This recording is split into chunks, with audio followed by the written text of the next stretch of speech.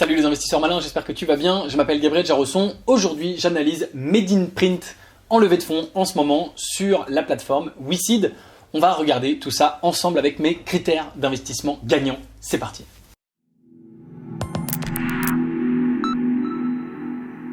Avant de commencer, bienvenue. Donc si tu ne connais pas mes critères d'investissement, je les ai ici sous les yeux.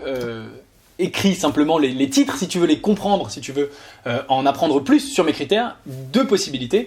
Première possibilité, la plus simple et la plus immédiate, tu peux les télécharger gratuitement. C'est un petit document de quelques pages seulement où j'explique mes critères d'investissement et le lien est juste en dessous dans la description de cette vidéo, juste là. Tu peux mettre cette vidéo sur pause, aller les télécharger. Et puis pour aller plus loin, bien sûr, pendant plus de 150 pages, dans mon bouquin, je te parle de mes critères d'investissement gagnants.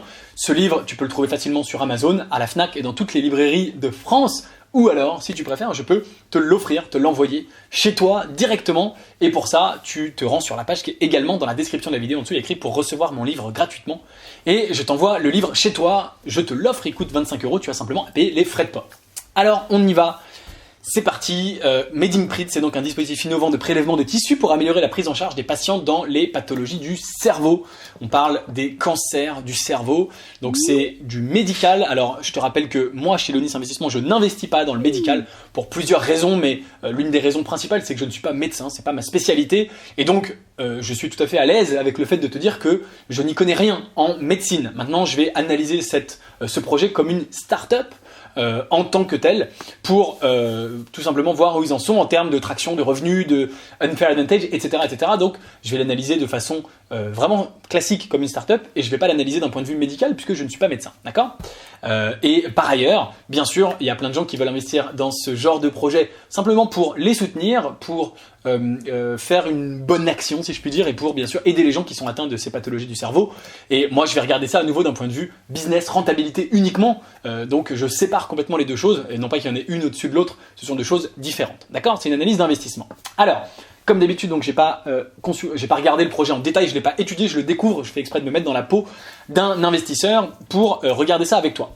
Donc il y a une inaccessibilité à certaines régions du cerveau et bien sûr on a du mal à diagnostiquer correctement excuse-moi, les cancers, notamment les tumeurs cérébrales, parce qu'on a du mal à aller voir à l'intérieur, parce que c'est dans le cerveau, d'accord ?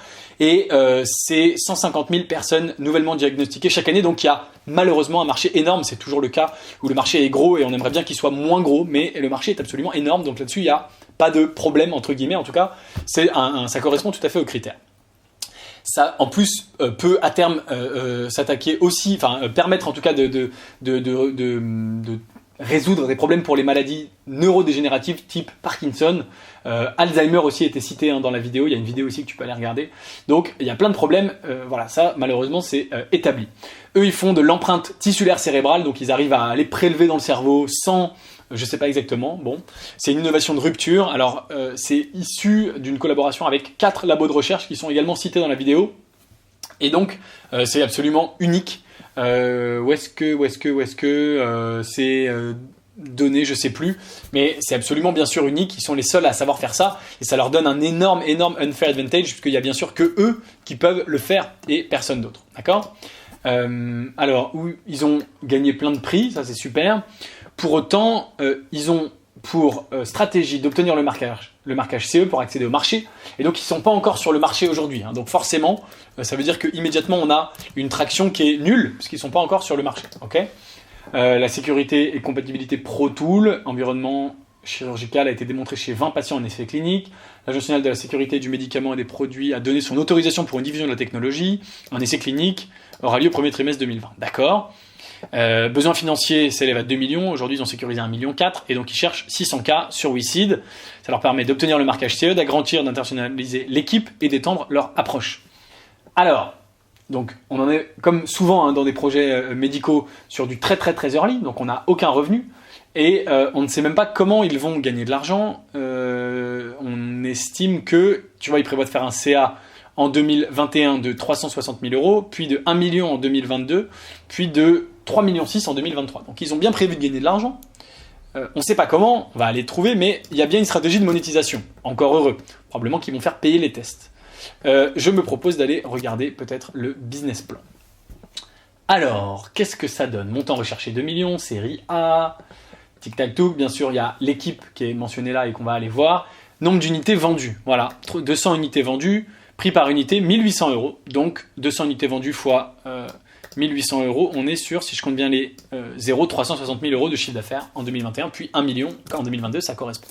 Donc il y a une monétisation très claire, ils vendent leurs unités.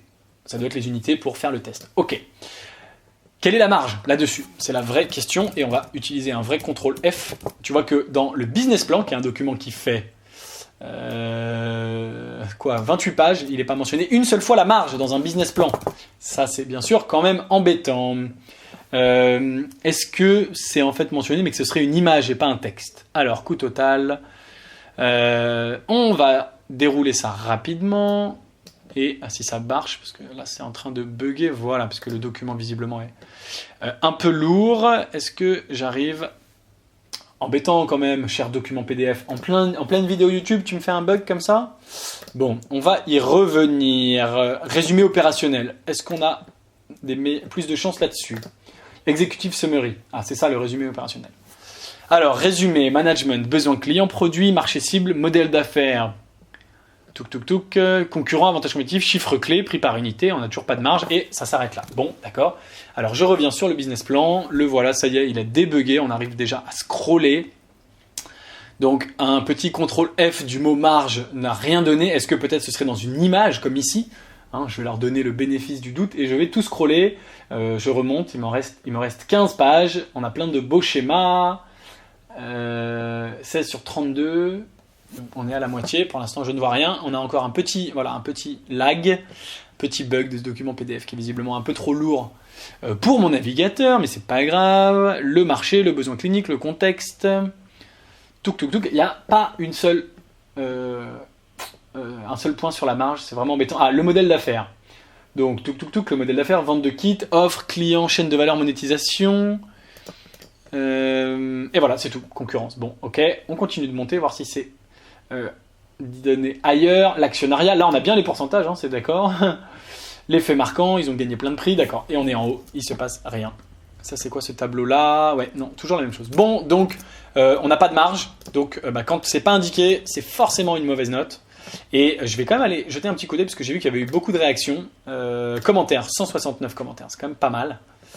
On va essayer de tout charger. Voilà, on scrolle. Et on va voir si quelqu'un, peut-être à ce moment-là, a évoqué la marge et si quelqu'un aurait répondu. Encore une fois, ça te montre à quel point toi, je fais exprès de me mettre dans la peau d'un investisseur lambda. C'est aussi pour Medimprint et pour WeSeed que je fais ces vidéos pour leur montrer à quel point c'est difficile quand on est investisseur de trouver les infos importantes. Quelle est la marge? Il n'y a pas, personne n'a parlé de marge, c'est complètement dingue. Donc, comme je fais souvent, je vais aller poser la question, quelle est votre marge? Et je la poste en direct pendant la vidéo et tu pourras aller voir s'il y a des réponses qui ont été apportées. Voilà, à ma question, tu peux aller dans WeSeed, dans la partie commentaires, voir si la réponse a été apportée. Ok. Donc, il nous reste, qu'est-ce qu'il nous reste? Il nous reste la valo et avant ça, il nous reste l'équipe. Donc la valo, elle est indiquée ici. Mais avant de parler de valo, on va déjà aller voir effectivement l'équipe.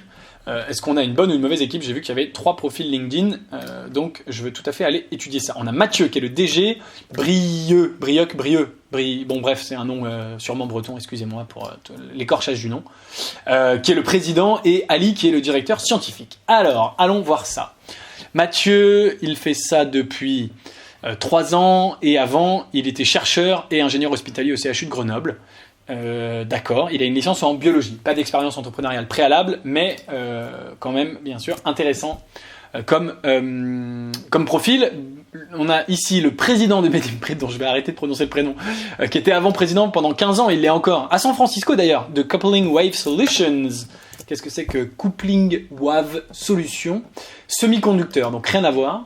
Electronic Design Automation Company, mais cela dit, rien à voir comme secteur, mais donc une expérience effectivement entrepreneuriale préalable, d'accord, intéressant, et donc un vrai, pour le coup, il était également président de AKIS, Limited Partner d'Isaïe Gestion, ah oui quand même, Isaïe qui est donc le fonds d'investissement de qui, je crois que c'est Pierre Kosciusko-Morizet, non je sais plus, Si, c'est peut-être ça. Enfin, un grand fonds d'investissement français, à moins que ce soit Marc Simoncini.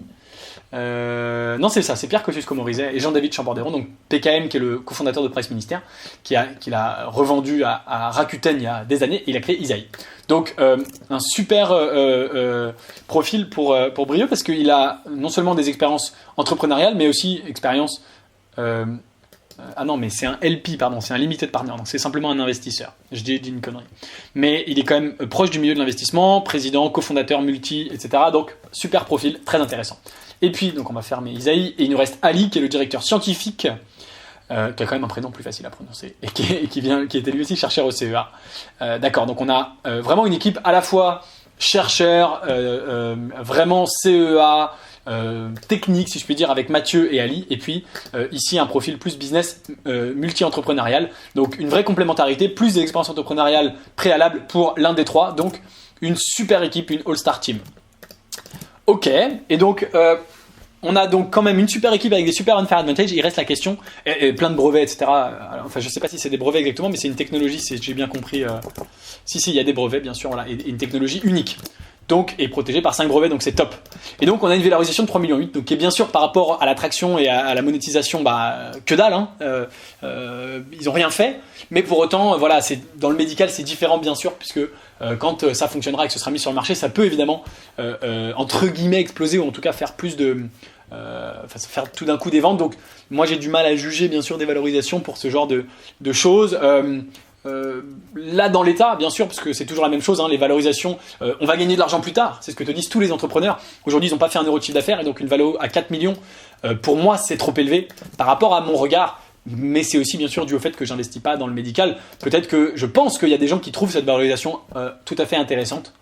Ça m'étonnerait pas. Pour moi, c'est une valorisation trop élevée, étant donné qu'on ne connaît même pas la marge, qu'il n'y a aucune traction, et qu'ils sont très très très très loin de faire le premier euro de chiffre d'affaires. Donc voilà pour mon analyse de Made in Print. Dis-moi en commentaire, d'accord, pas d'accord, ce que tu en penses. Évidemment, je serais ravi d'échanger et d'avoir ton avis en commentaire, et pourquoi pas de débattre avec toi. Et s'il y a des points sur lesquels tu n'es pas d'accord, c'est avec grand plaisir qu'on peut en parler. Si tu veux savoir si j'investis à titre perso ou pas dans Made in Print, je donnerai mon avis, ma réponse définitive aux membres du club privé. Si tu veux le rejoindre, tu es bien sûr le bienvenu, le lien est dans la description. Et puis surtout, si tu veux investir avec moi dans les startups dans lesquelles j'investis personnellement et que je trouve moi-même dans la Silicon Valley, qui ne sont pas donc du médical, mais plutôt des startups du digital. Et j'ai même pas parlé de la scalabilité des effets d'échelle, mais qu'est-ce que c'est que ça? C'est ni fait ni à faire. Bien sûr, on est sur un produit physique, pas de scalabilité des effets d'échelle, c'est incroyable. Au moment de conclure, je me rends compte, bref, c'est toujours le suspense, ces vidéos, il se passe toujours des choses différentes. C'est pour ça que c'est chouette. Donc si tu veux investir avec moi dans les boîtes de la Silicon Valley qui ne sont pas du médical, t'as compris, tu peux rejoindre le club privé, le lien est juste en dessous dans la description. Merci d'avoir regardé la vidéo jusqu'au bout. Si elle t'a plu, aime-la, partage-la. Et moi, je te dis à très bientôt pour une prochaine vidéo. À très bientôt. Ciao, ciao.